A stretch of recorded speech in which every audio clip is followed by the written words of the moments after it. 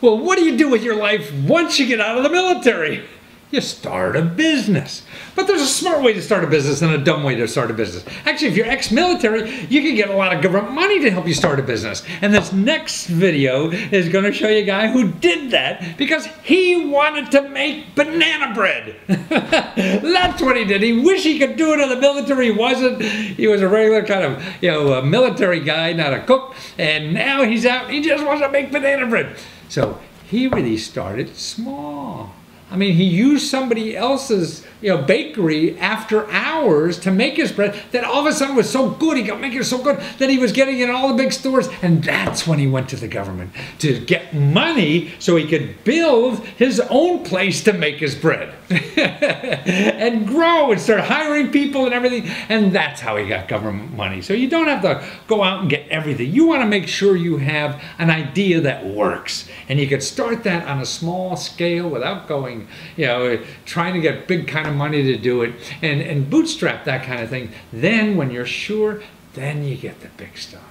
I mean, there's a smart way of doing anything. So watch this guy. I learned a lot in the military about how to be smart in starting a business.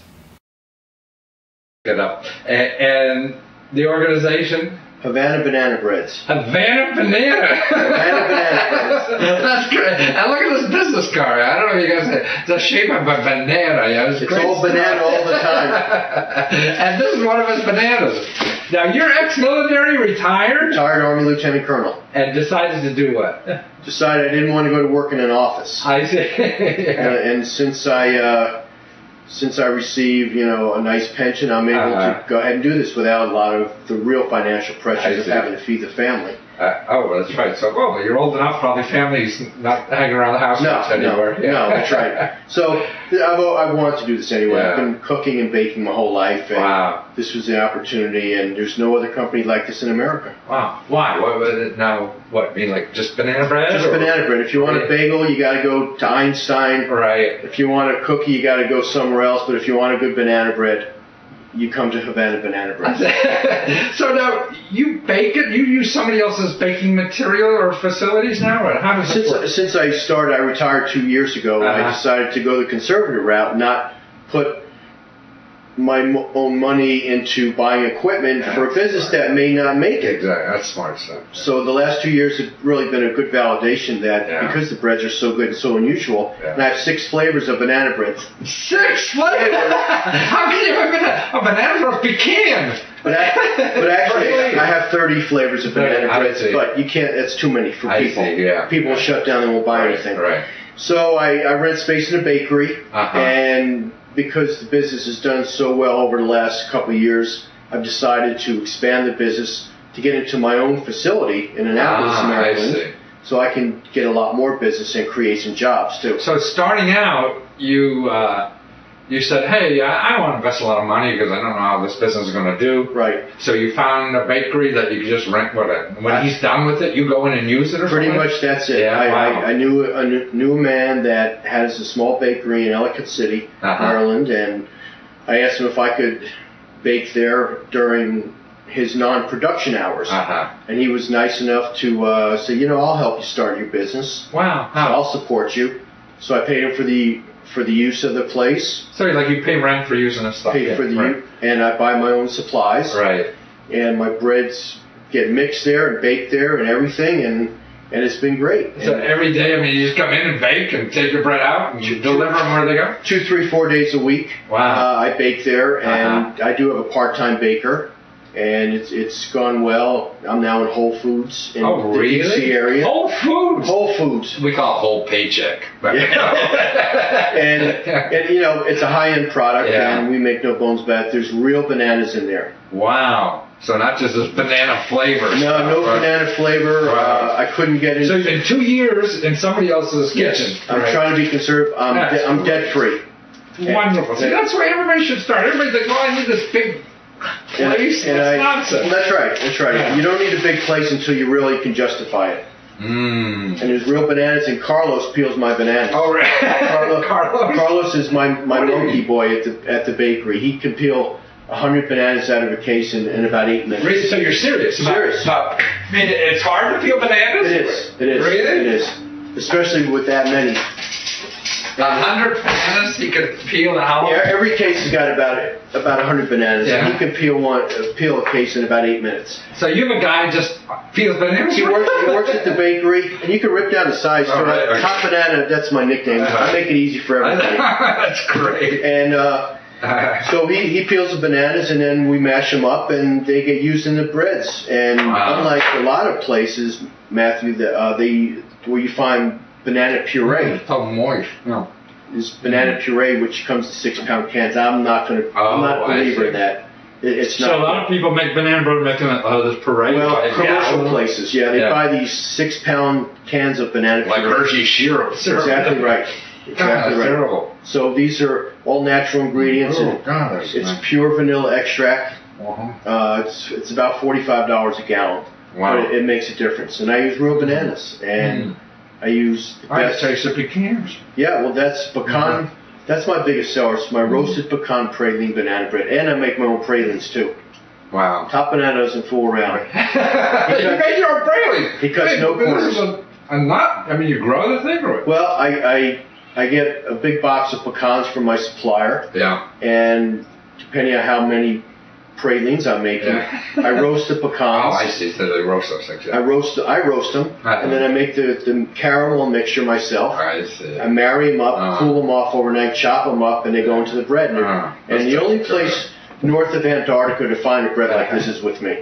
You can't find this anywhere. So 2 years, you bootstrapped this thing. Right. You know, didn't invest hardly any money, I guess. Well, it was all my money. I Right. borrowed no money. It was all my own So you money. didn't have to go on Hawk or Didn't have to anything go on like that. Hawk. Because you were just renting equipment, Right. so you just needed to buy supplies. Supplies were in. Right.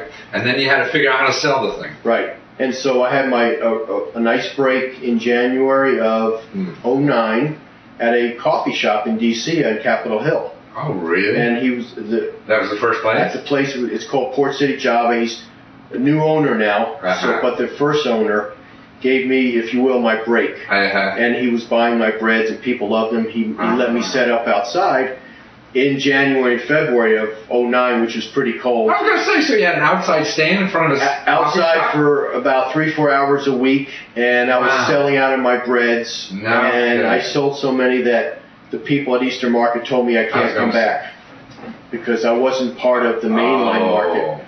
So he was part of Eastern Market then? No, just his location was located Down the at street? Eastern Market, Right. but not in the farmer's market itself. No kidding. Yeah, so that's They had a contract. Yeah, there was a little kind of a conflict because I was selling so much, and the other vendors were not happy because this guy's coming in and he's selling out, and he's not part of us. Right. So that was validation that I was onto something. Right. No, that's terrific. And so you got more clients, and now you got Whole Foods. Now I got Whole Foods in and DC. now you're going this 3,000 square foot. I'm expanding into a facility in Annapolis, and it's going to allow me to, without compromising any quality, because it's the same mixture. So you're more banana boys now. Gonna have more banana boys, more monos, which is monkey in Spanish. I see. More monos to peel the bananas and make them for me, and we'll expand and we'll be able to support not just other Whole Foods but other accounts as well. Wow. It's a good expansion plan, and I'm glad I went conservative to begin with. No, I think there's so many people. I mean, I think that's nuts because nobody knows it.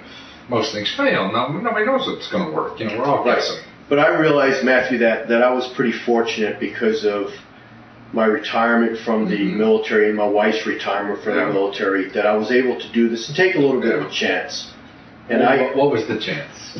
There wasn't much of a chance for me. But you just go to another shitty job. That's all right. And, you know, and I knew I had a good product, but that doesn't mean that it's going to sell. That doesn't it really doesn't mean it's going to sell. So. But people kept buying it, and then my internet sales were going up, and I got a lot of press because it's an unusual product. I ended up in the Washington Post 5 weeks after I sold my first bread. I had a half a page done on me, and I knew I was out to something. Plus, I planned this 12 years ago. I see. So you're thinking about this a long time. Now, how did the government help you? Did they get any government help for the new facility? Well, I did. I took out, as a veteran, I was part of what's called the Patriot Express Act loan program. But I would tell people this: you could be a vet, but you still have to qualify. Yeah. You can't Yeah. You can't feel like you're entitled to the money because you're a vet and you've served this country proudly for, in my case, 26 years.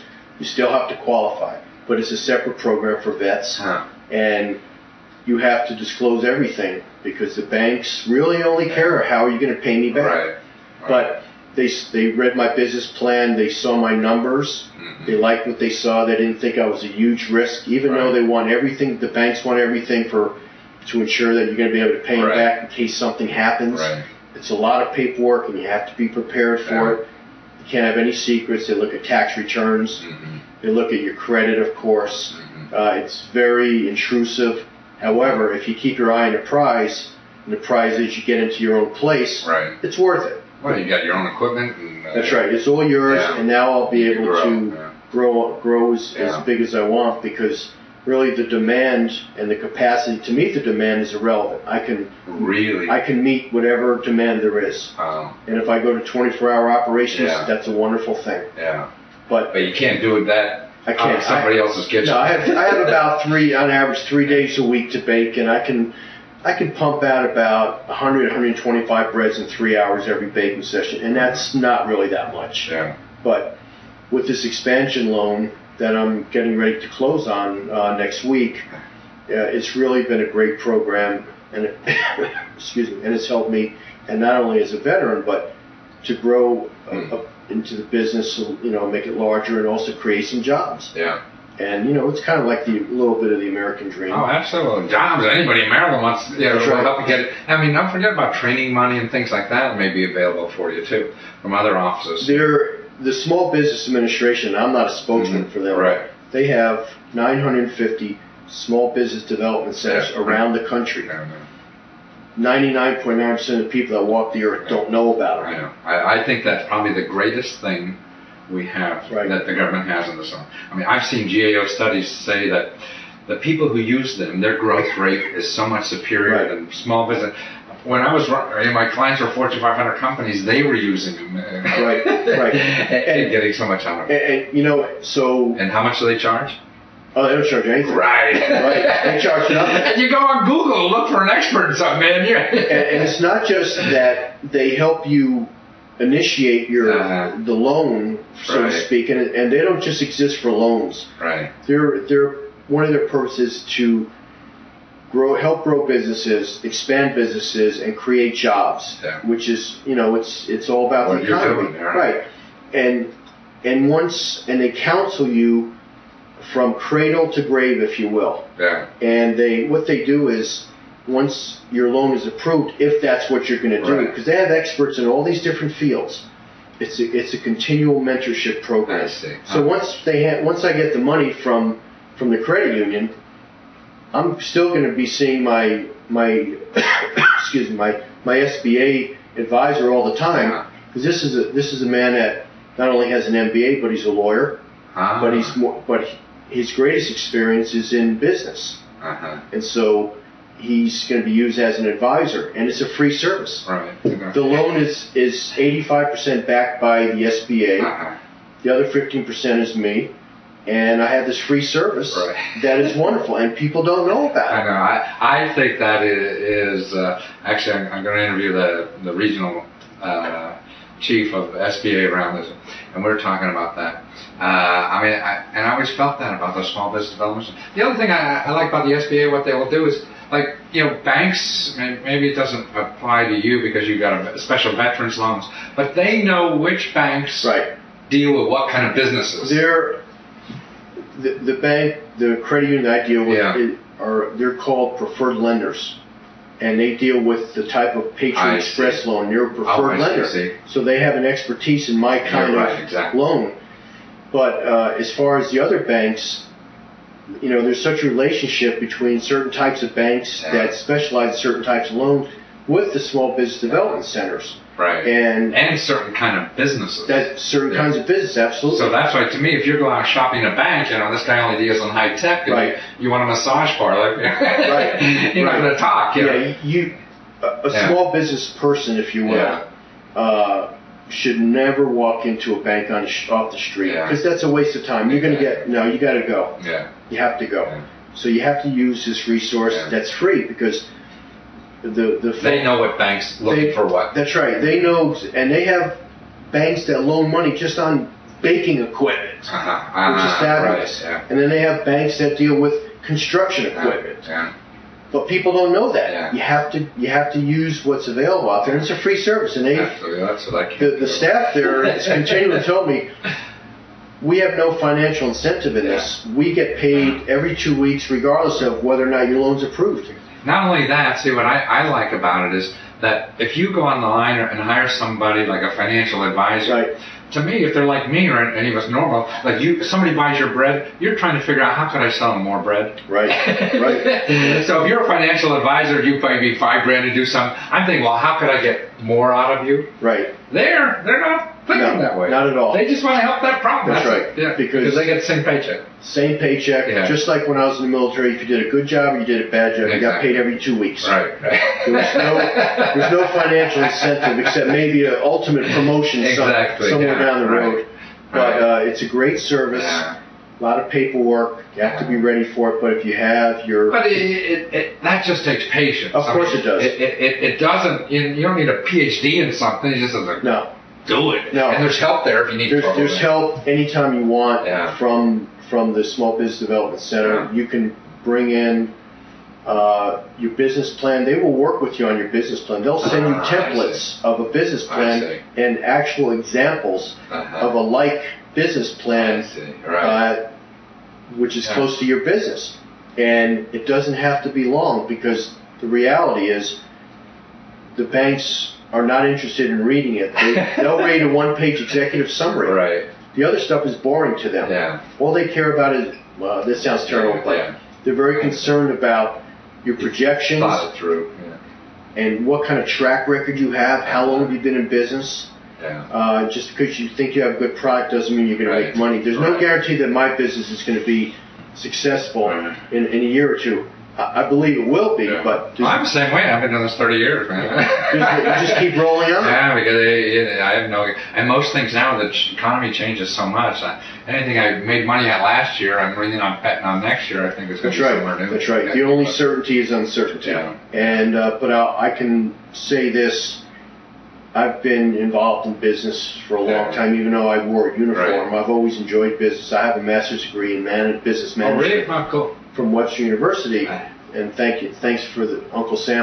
So you paid Uncle for that. Sam paid for that too. He paid for my MBA too. It's great. Yeah. And so I've always liked small business and entrepreneurship more than anything else. It's great. It's like gardening. It's wonderful. You watch it grow. Exactly. You cultivate. You watch it grow, and if you make it, it's because of you. Right. If you don't make it, it's because of you. Absolutely. So you can't blame other people. Right. That's what I mean about organizations. You're you blame everybody else. No. You don't learn that way. You have to take responsibility, and you have to be accountable. Yeah. However, I've not experienced an environment where the government has been so supportive of small business the last 2 years. I've never seen it like this, because from the top down, banks are encouraged to start really supporting small businesses and their growth. Doesn't mean deregulation like we had in the previous administration, where do what you want. You do what you want. Now you're going to be accountable, and we want you to take 2 and 3 looks at potential small businesses.